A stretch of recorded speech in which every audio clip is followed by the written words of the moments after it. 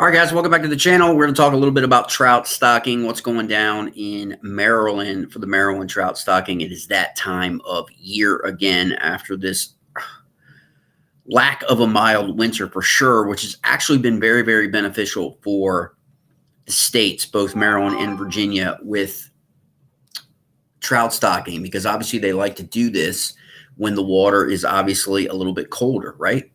And so they've been able to get a jump start on the trout program, especially for Maryland, which is pretty further ahead in their trout program than Virginia is, in my opinion. They're definitely a lot further ahead in the stocking that's currently been taking place. What we have here on the map here is your stocking map for the state of Maryland, which they began stocking actually in October, believe it or not, last fall, but have been in earnest. They have been in earnest February and March with their stocking. Now, trout season in Maryland opens up on March 29th at 6:30 in the morning.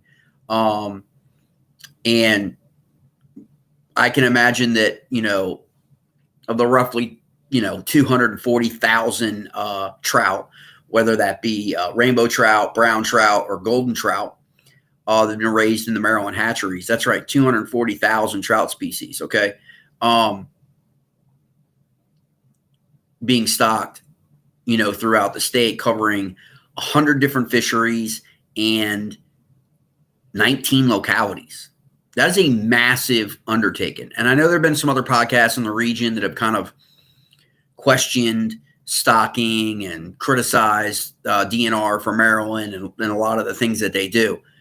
But Maryland dedicates over $12 million to trout stocking. Okay? $12 million. And a lot of that is because the trout brings about a lot of ecotourism in the state of Maryland. And it also does in Virginia. I dare say that in Virginia, trout stocking contributes to far more economic impact than largemouth bass fishing does, in terms of people from out of state coming to fish for trout, as well as just your overall dollars at the localities throughout the Commonwealth of Virginia and throughout Maryland. Remember, a lot of people, because there aren't trout tournaments, okay, there's bass fishing tournaments on the Potomac, the James River, Smith Mountain Lake, Bugs Island, Lake Aston in Virginia. People kind of equate that to like economic, that's a one-shot deal, right? You're talking about trout fishing throughout the year, trout stamp revenue, light fishing licenses revenue, economic impact for these localities. A lot of them are rural. A lot of them, if you look here on the map that we're looking at, you've got the Allegheny Mountain Range in western Maryland, and you've got the Blue Ridge Mountain Range, and you've got tons of streams and rivers that run through that Piedmont section and mountainous section of both those states that are fueled with trout, that draw a lot of people to the state for trout. Maryland actually has a youth-only trout fishing day coming up this Saturday, March 22nd, which will take place 1 week before opening day, to allow young people, children under 16, they get to fish and keep up to 2 trout, okay, from the designated areas. You got to remember, Maryland, you got to check your state regs, okay, Maryland or Virginia. So what's your licenses requirements or your stamp requirements, but also Maryland has some closures. Now I think everything is just closure 1. I think they did away with closure 2. In terms of those areas that are regulated that may be closed, or they may have special regulations, catch and release in certain areas. But you want to make sure that you go on the DNR page and you kind of investigate that, because they do have a put and take program. It typically is open, and I think it's 5, basically is a 5 fish creel,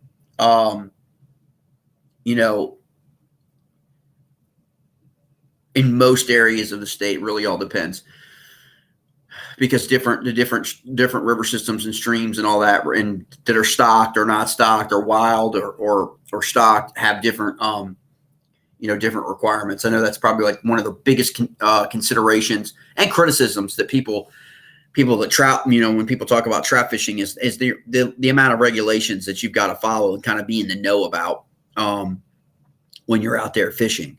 And so it's just really important. But the program has been massive in Maryland. It's quick, I say quick, it's slowly becoming one of the more known destinations. Virginia, Pennsylvania have always been very, very popular for trout. But Maryland has been slowly and steadily climbing in terms of the number of people coming to Maryland. And like I said, that's why they're investing $12 million in a trout stocking program.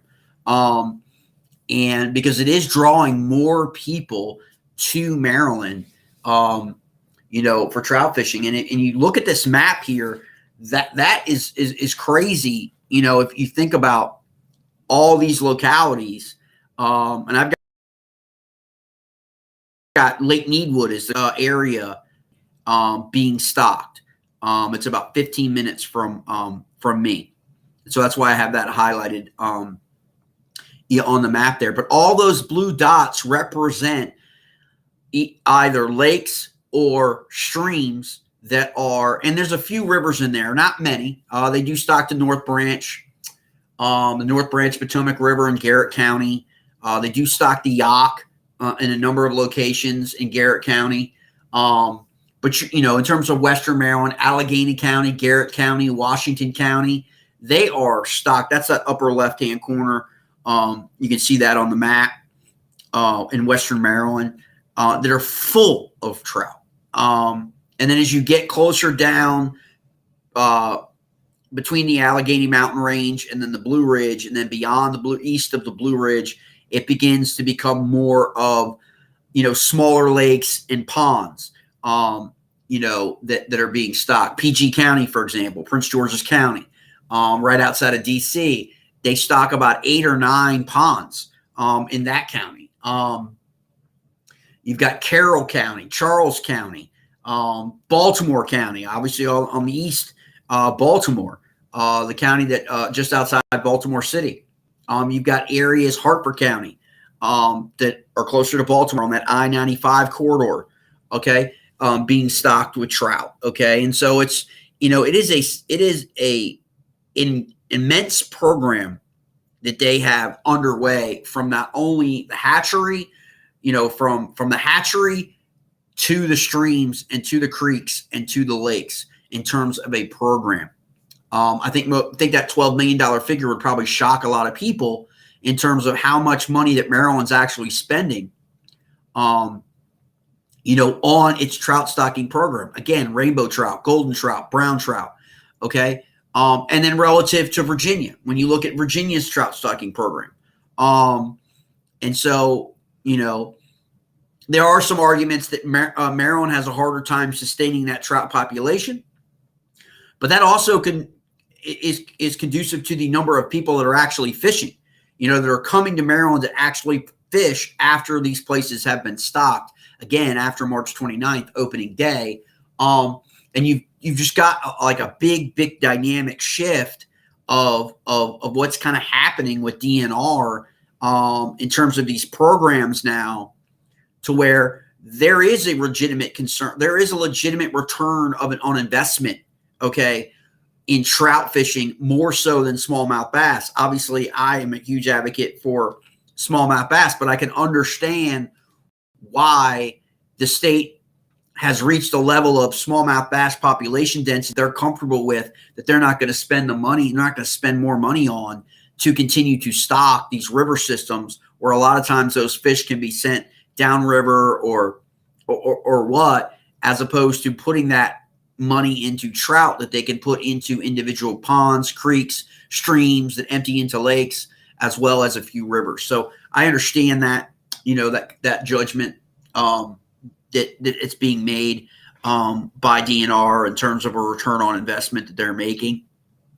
And I think most people have to come to grips with that fact, that it is essential for that to sustain that, because of what we've seen with the environmental situations of our creeks and our streams.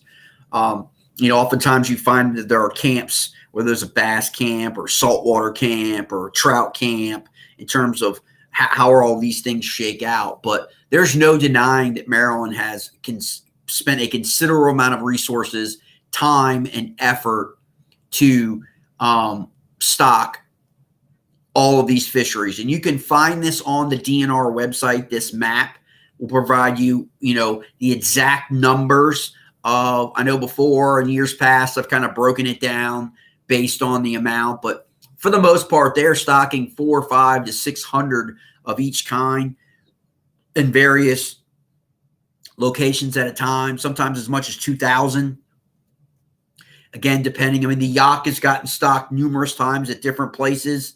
The North Branch gets stocked, at various places as well. So sometimes these places do get stocked more than once. During the stocking season, you got Frederick, Maryland, around there. You've got Brunswick, Goktoking, Cunningham Falls, right up 270 on the way to Frederick. You've got a bunch of places right in that corridor, that are getting stocked with these species, and you can always click and check. Each one of these blue dots is clickable. Okay, so you can click and see exactly what's happening at that particular location, and at what point were they stocked, what were they stocked with, the date of their stocking. Maryland also does a really good job. If you are on Facebook, they do a really good job with updating on their Facebook page what they have fished or what they plan on fishing or they have stocked for the day in terms of trout. So it's really, really a great thing, to get onto it. Now, from the fishing perspective, this is also a prime opportunity for those of us that fish for smallmouth or any bass or any other species, really, because they're stocking these at such high levels that a lot of it becomes forage. It becomes forage for our black bass, becomes forage for other species of fish that are in these lakes, in these reservoirs, or in these creeks and rivers. Of course, like the North Branch Potomac River, the Patapsco, the Yak, obviously the Allegheny, rivers like that, systems. The Monocacy also can get, at different times sometimes. You can find a trout. It's not a predominant in that fishery, but they get in there. The creeks that do get stocked further away from the major river systems, sometimes they manage to make their ways into the river systems. So it's really an essence of like how you want to approach, using the trout as kind of like the pattern, for like your hard baits and things like that. Let me open this up just a little bit more, so you guys can get an idea of some of these trout patterns that you can use on your hard baits. All right, here we go. And so, anything that has the dots, okay, they're really like mirror trout. Like, a lot of guys that are into like BFS, the smaller type bait profiles like the megabass, great hunting, the smaller baits, when these fingerlings, that's what they are, they're fingerlings, when they get stocked into these places, a deep creek lake, for example, places like that, that are, or the feeders to like a Jennings Randolph, or like, that these trout end up coming into, it ends up, creating a situation where you're going to get, bit mimicking that forage, because this is the time of year, water temperatures are what they are, and these baits are being stocked. So, that smaller like bait presentation, maybe you're going smaller than you normally would because the trout are being stocked in. Maybe you're going to go to a jerk bait, a bigger size jerk bait. You're going to fish the jerk bait because it's March. Okay. The water's still kind of cold, a little bit, and they've just stocked the lake. Okay. With fingerlings, that inevitably they do become forage. So you've got like a rainbow trout pattern, more of, the different patterns for trout, that you can do if you want to go for the jerk bait, in different presentations. You can even go as to the jointed patterns that are like rainbow color patterns that are bright, all the bright. In this water right now, the water's clear. These stocked fingerlings, rainbow trout especially, they just glow in the water. I mean, you know, their colors just reflect in the water in a lot of these lakes. And so it attracts a lot of fish. So you want to consider that. You know, you can go with the rainbowy colors or the darker. It's usually darker browns, darker greens, golds, kind of like pattern that kind of like in the water that really work the best. If you're going to play on this bite, my favorite probably is a lake edge. It's a lake edge lures jerkbait. This is a junior. I think it's a junior KO. If I'm not mistaken. Yeah, it's a 110 junior KO. And it literally, if you're there, whenever this trout gets stocked, if you've ever come across that situation where you've been out on the water and you see them, I mean, this coloration pattern is just exactly like the hatchery rainbow trout. Okay, that get stocked in Maryland. Okay, it's just and it's the right size. It's the perfect size. You know, it's about 0.3 ounces, but it's just an incredible little, like, to capitalize on the bait on that, you know, window of opportunity. Like we basically have three. Where I live, it doesn't matter what you're fishing for, okay? Because if you're out in the bay or you're out in the river, okay, or you're on one of the inland rivers, you basically have three windows that become windows of opportunity for you kind of to match, like, very unique baits. One is the rainbow trout stock, or any of the trout stockings. The next one, of course, is the shad run, okay? The shad run that happens in April. Then you also get the perch run, okay? So the perch run is another run, okay? It's not a stocking, but it's a natural run of perch, okay? Especially in Maryland, all right? That they're going to run up tribs, all right? They're going to make that little migration run. The shad, the hickory shad, to a lesser extent the American shad, are going to make that run up from, like, the Potomac, okay? The Bay and the Potomac, okay, up the Occoquan River, up the Rappahannock River, up the James River. Those shad make that run, and that's a short window of you, in the same way that you're going to use rainbow trout, stock fingerling, hard baits, because they've stocked. They're in the middle of stocking right now. It's adding it to that environment, and the bass and other species, walleye, bass, muskie, I mean, in river systems, are going to feed on those fingerlings. It's an easy opportunity. And so that's all I'm saying is, like, you start with that trout, the trout stocking in March, okay, where that's a great little pattern to get on, followed by the shad pattern, okay, which usually comes in April, all right, and then your perch, and then your perch run. So these are just three different, like, you know, quote unquote, naturally occurring events, okay, that happen. One man-made, stocking rainbow trout, brown trout, and golden trout, okay? The other two are natural migration runs, okay, that you can take advantage of, okay, in these windows to catch fish. Now, if you go in April, you're going to catch shad, okay? You may be fishing for largemouth bass in the Potomac River or in the Occoquan River or in the Rappahannock River or in the James River, but you're going to get into shad, because the shad are going to eat your baits too. And so that's just always the same way it runs in the upper bay for, like, the perch, okay? You're using a perch style bait. You're going to go in a perch style bait, and you're targeting largemouth bass, but inevitably you're going to catch, if the perch are running and you run something through them, you're going to catch some perch. And so it always just kind of builds that way. And it's just a building on, you know, what we do and what our tax dollars are being used for in terms of the fingerling stocking, okay? Take advantage of that, where you can take advantage of it in your, you know, in your river fishery or your lake or reservoir that's being stocked, okay? You know, and then that bite will taper off, okay? You know, they're dumping 2,000 to 5,000 fingerlings into a specific fishery in a specific location. That fish is obviously going to spread out, but depending on how big that fishery is, and Maryland's got a lot. They got a lot of lakes that aren't that big, okay? And they got a lot of ponds, okay, that are getting stocked, like, close to like 40 to 50 ponds, okay, that are being stocked.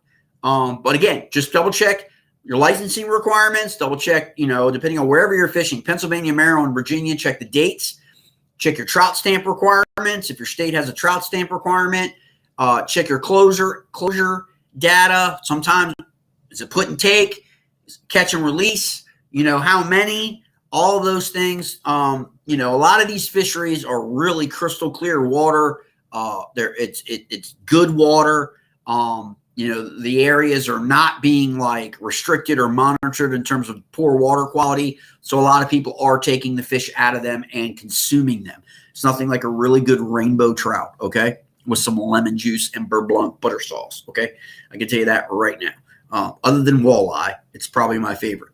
But that's your trout stocking, okay? Again, you can find this at Maryland, the Maryland DNR. You could just Google Maryland's trout stocking program.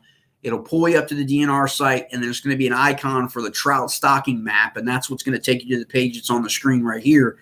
And you can just look and click on every location that you're interested in, and it's going to give you that information in terms of the stocking mechanisms that have been in place, where they are, in terms of how many fish, what kind of trout have been stocked there, when it was stocked there. And so it's just a really, really great resource to use. Coming up here, again, the following Saturday, not this Saturday, but next Saturday, is trout season is officially open, okay, again in Maryland. So, and they have been aggressively stocking trout for the last 6 weeks, guys. If you go and you look on that site, or you subscribe to the email alerts from DNR, and you will get them every day that they have stocked trout and where they have stocked trout. It will come to your phone and give you an update on how many and what species they stocked in those specific lakes. But that's all I got for you. That is your beginning for March of the 2025 Maryland Trout Stocking Program. One of the next videos I'm going to do here, we got the Classic coming up this week. I am going to cover is the new smallmouth bass management plan, okay, in Virginia. Virginia's new management plan for smallmouth bass will be one of the next lives we'll get into, and we'll talk a little bit more about all the information that's going into that, what its plans are, what its goals are, how you can help with that. If you're a smallie chaser and you love smallmouth fishing, the things that you can do, to be involved in that and help bring awareness to a lot of things that are impacting our river systems for our smallmouth bass. So hope you guys will look in for that. Please like and subscribe to the channel if you enjoy the content. And we'll continue to do this, and we'll continue to do more as we continue to grow. And we'll start to cover a lot more things here coming up. Now that the weather has finally turned and we've gotten into the mid-March and spring is on its way. It's pretty much sprung. If you got allergies, you know what I'm talking about. It's pretty much here. We just need to get that warmer weather and that water temperature up a little bit for the fishing to go lights out. And that should happen here in the next 2 weeks or so. We had a pretty cold and icy and, winter this year as opposed to the last 2 years. So we're probably a little bit behind. The spawn will probably be a little bit later than what people think. The big spawn. I mean, there's always going to be fish that'll spawn early, but it'll probably be a little bit later than what we think. A bunch of guys were out at the reservoirs in Virginia this last weekend for an event, and there certainly wasn't any spawning going on, at least that that I heard about. Again, and sometimes you can get that spawn in March, but for the most part, it's going to be April, and it's more likely to be mid to late April, in my opinion. We're gonna keep tabs on that and come back with some updates. We love to get out there and get some spawning bed videos of the largemouth in the region as well, and those on the Potomac River and that are moving up shallow into the creeks like Aquia and Powell's Creek and Occoquan River and all that good stuff. It's always a good mix when you can get the shad run and the largemouth spawn happening at the same time, because those species end up in the same places.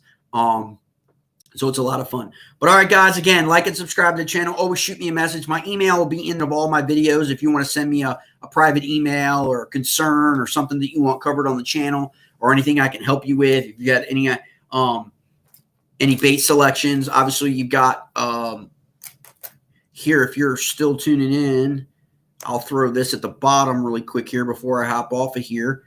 And it'll be a direct link to the Substack newsletter. If you are really interested in smallmouth bass fishing and you really want to get dialed in on to a lot of things that are happening, you can subscribe, hit that QR code, or you can go to smallmoutharmy.substack.com, and you could subscribe. It'll come right to your email box, and there's some exciting things coming with that coming up here that we're going to release here in the next month or two. It's going to be pretty epic. So you want to be part of it, especially if you chase smallmouth. You definitely want to be part of it, especially if you're somebody who likes to get your hands on baits that you can't get your hands on, or be introduced to baits that your buddies don't have. All catch-ready baits, all baits proven to catch fish, especially smallmouth. Whole bunch. We got some new brands most people are probably unfamiliar with. They're just making a lot of noise on social media. But still, you probably are unfamiliar with them, or because of production, you can't really get your hands on them. Well, that's all about to change, okay? Because we're going to blow this thing up, and get custom guys where they need to be and where they should be in terms of relevance. Because a lot of these guys are making crazy sick baits right now that all catch fish. That catch fish far better than some of the major brands that most of us are familiar with, that a lot of fish are used to and they're conditioned to. So you got to always be pushing that envelope, when you're talking about different patterns, different sounds and knockers, and, only having like one pattern for a specific bait. They don't make it in any of their other hard bait categories where you can get that same coloration pattern, in a large size format or smaller size format, right? And having those options available to you. And then, of course, all the finesse, okay? Crazy finesse stuff. Brand new molds coming on the market now. There's a lot coming in terms of the smaller format finesse, thanks to forward-facing sonar, minnows minnows fashionable again. All this stuff is coming out here. It's going to be really, really great, interesting to be able to introduce all these and get this out there for everybody, from the bait making studio, from different bait makers, and doing some pods with some bait makers and stuff like that you aren't familiar with, but you will be in the coming months. So it's going to be an awesome time. All right, guys, I appreciate everybody tuning in. Again, Smallie Substack on Substack, free smallmouth newsletter, Maryland DNR. If you want to locate all of the trout, Virginia, I think, does it a little bit too. I'll take a look at that. They had some different things that they used to do in terms of their trout stocking, but Maryland has it all located on the DNR site for you, for all the information that you would ever need for trout, whether you're fishing for trout or you're fishing for smallmouth, but you want to know where the fingerlings have been stocked, so you can kind of mimic that forage for your smallmouth. Okay. It's going to be huge. It always is. It's always a great window, 2-week window. Right around that window when trout season opens up, obviously you get a lot more of the trout people out on these systems. But right now, the fingerlings are there, and they're moving. They're out there moving and all over the lake, all over the reservoir and the river system. And you certainly can go out and fish for smallmouth. So let me know. Always send me pictures. I love it when guys send me pictures of the stuff they catch, especially in places that I talk about or using baits that I talk about. That's probably one of my favorite things, is when I get pictures sent to me of guys that freaking caught fish on baits that I covered, or brands that I covered, and they went out and bought them, or they got them from me, or whatever. So appreciate everyone. Again, like and subscribe to the channel if you enjoy the content, and I'll see you on the next one.